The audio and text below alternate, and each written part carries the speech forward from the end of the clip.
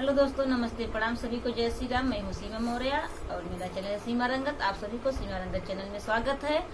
और आप सबके बीच में एक चुटकुला नाच गीत लेके आई हूँ दोस्तों। कैसा लगेगा कमेंट करके जरूर बताइएगा। और ये चुटकुला नाच गीत केवल हंसी मजाक के लिए है, आप लोग दिल पे मत लेना। अपनी छोटी बहन के ऊपर आप लोग प्यारा आशीर्वाद उदार बनाए रखिएगा और ज्यादा से ज्यादा आप लोग सपोर्ट करें, शेयर करें, लाइक करें। हेलो दोस्तों, नमस्ते, प्रणाम। मैं हूँ किरण प्रजापति। मेरे चैनल का नाम है संगीत बाय किरण। अपने चैनल पे आप सब लोग का स्वागत करती हूँ दोस्तों। चुटकुला नाच गीत लेकर आए हैं दोनों बहन। कैसा लगेगा कमेंट बॉक्स में जरूर बताना और लाइक सब्सक्राइब करना ना भूलना। ज्यादा से ज्यादा सपोर्ट करना हम लोग का। आइए सुने कैसा लगा कमेंट करके जरूर बताइएगा आप लोग।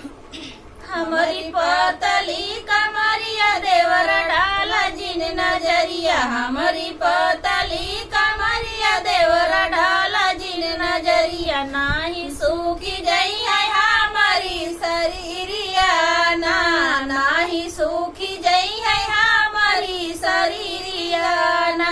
जब लगाई लाठी कुलिया देवरा मारे ला नजरिया, जब लगाई लाठी कुलिया देवरा मारे ला नजरिया, हमके लगी गईली देवरा नजरिया ना, हमके लगी गईले देवरा नजरिया ना।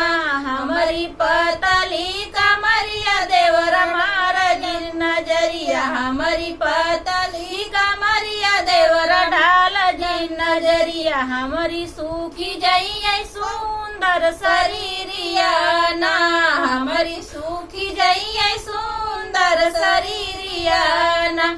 जब पहली लाल चुनरिया देवरा डालेला नजरिया, जब पहली लाल चुनरिया देवरा डालेला नजरिया, देवरा लगी गईले हमके नजरिया ना, देवरा लगी गईले हमके नजरिया ना।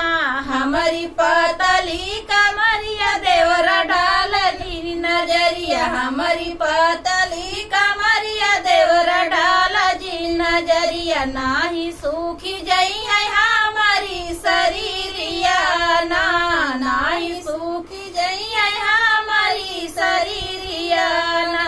जब पहिनीला पयलिया तब मारेला नजरिया, जब पहिनीला पयलिया तब मारेला नजरिया, देवरा लगी गई है हमके नजरिया ना, देवरा लगी गई है हमके नजरिया ना।